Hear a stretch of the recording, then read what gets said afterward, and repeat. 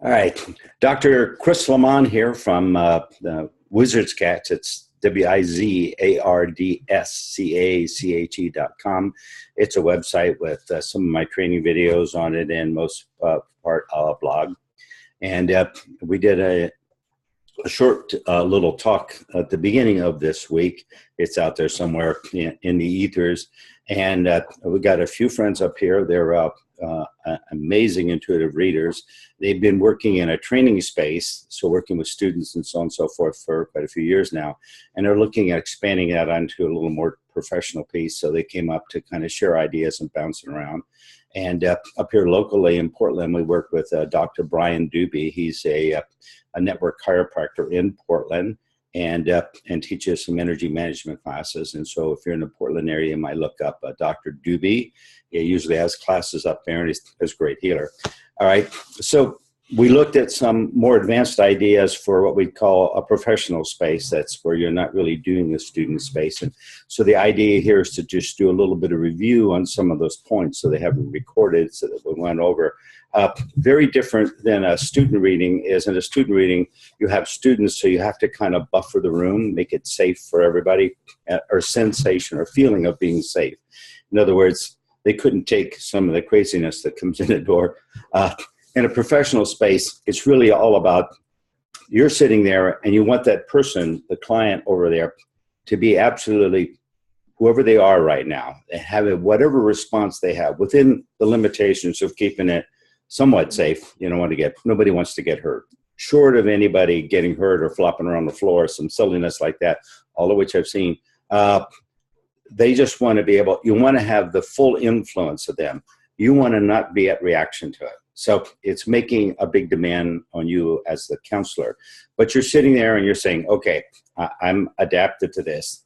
What you're trying to do is what I call spiritual growth. Spiritual growth is that you're moving in a direction of a potential for you. A potential is what I refer to as spiritual, right?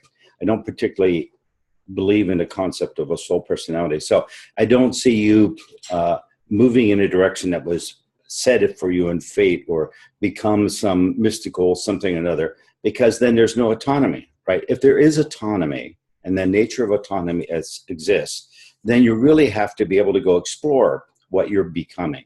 Everybody is in the process of becoming. So the way I look at it, I look at that person over there and I say, whatever is in possession of this thing becoming, I want to read.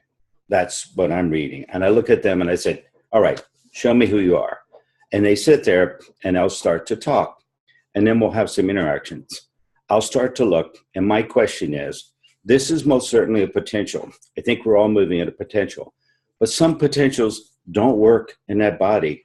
If you're moving in a direction of potential becoming and it doesn't work in a biology, you become sick. You start to understand where America is today.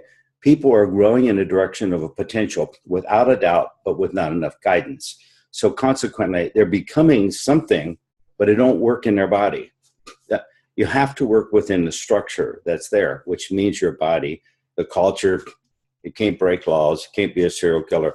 Some of those things might be a potential becoming, but most certainly is counter to structure. So we have a culture. We're a tribal people. We have a culture. So we're moving within that context. So when you're reading someone, you're saying, whatever you're becoming, is it going to work? Is it going to work in that body? If I'm looking at them and they're all torqued and twisted energetically, it's just telling me it's not working in their body. So we got to find a different path for them becoming. They just took a wrong turn in any directions. That's all. Then I'll start to invoke things into the room. Their family, their friends, culture, structure, rules, talk about politics, sex, drugs, rock and roll, anything, and bring it up and see if that's going to work in their body. What does that do to them when you bring that influence up? There's going to be a reaction. Reaction is not a problem. We expect it to get influence. We're a group. We influence each other. But if it starts to torque them, if it starts to make them sick, it starts to break them, then they're not moving in a direction of potential. So we really need to be able to look at that and say, how are you moving? What's going on in your world? And can this work for you? That's why they're there. They want to know if this is going to work for them. Can this work? They don't have a sense. It may feel okay with them, But some people feel okay with a huge level of pain, and other people can't tolerate any pain.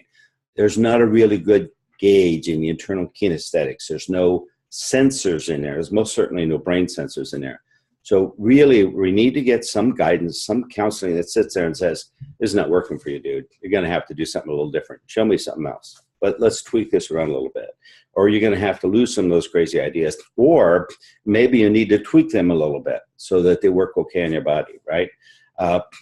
Crazy ideas is just creativity, right? That's what it is. Every new idea out there, come on, you guys know this. Every new idea out there is always crazy and rejected at the beginning. If you're becoming a new idea, a new expression, all your friends, anybody on a spiritual journey is going to know they lost friends, right? So when you, and sometimes family, as you start to move in that direction, you're going to find it's like, wow, I'm becoming something absolutely amazing, but nobody knows, nobody that I used to know.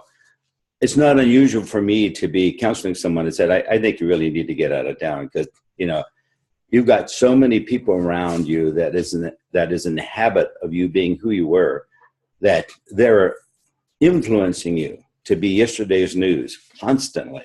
You need to get the hell away from them so that you can explore that potential and open up, if that makes any sense. And so that's what we're trying to most certainly develop. And so that's what they've been playing with.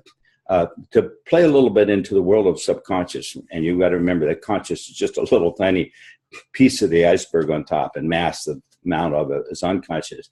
And the unconscious has no personal I, and mostly it's just pattern response. Literally, we have that whole matrix of patterns underneath there. And one of the ways to get into this mathematical structure piece is to use geometrical pieces. Come on, the old shamans, the old healers, they all did that type of thing. They would use figures, designs, totems of some sort, because it would start to invoke into, and look inside a computer. You can't read any of that gibberish in there. That's all just simply symbolic language that it communicates on. We communicate with symbolic language and we put a linguistic spin on it. So now when I'm saying a word, that word represents a symbol that represents a meaning, right? That's what it does. In this structure, it's totally different. It's all mathematical. So you can work with geometrical shapes and designs, tweak them a little bit, and actually have them affect something. It's some of the tricks of the trade. So it's just, you just got to remember to establish change. If you have 7 points of reference, you need to have an 8-pointed object. So you've got 1 point that's not assigned. So that opens up a quagmire of change. So that things start to move in a different direction. It's kind of like musical chairs. You have to have musical chairs, you have to one up person out, right? It's just the reverse of this. If you're going to play on musical chairs where everybody is comfortable, then it's nice to have an extra chair. Nobody has to rush. So this is what we're trying to do. We're trying to establish a sense of balance always. When you're doing any type of counseling, you're trying to find a balance piece. And so these guys are really, really good. They're in the San Diego area. I'm not going to give their names out, but their advertisement most certainly will come out as they move forward. And so they're really, really good. And we'll see what they manage to create business-wise out there. So to kind of wrap up this review, I'm going to see if there's any questions from any one of these guys. Have any question at all that comes up as a review of kind of what we've been doing? We're not quite done yet. We've got another little tweaking to do yet today. Okay, I don't see any questions out there. So we have an idea what, yes, I know I'm retired, and so don't call me. I don't want to do this for anybody, but I most certainly don't mind working with old friends. These guys have been around for a while. They're really, really good. They've got a lot of skill. And so I'm supporting that whole nature and would like to see them do really well. And of course, once again, Dr. Brian Doobie is most certainly supporting the nature of him. And he's a fun character and a good chiropractor. So thank you much. On that note, I'll wrap this up.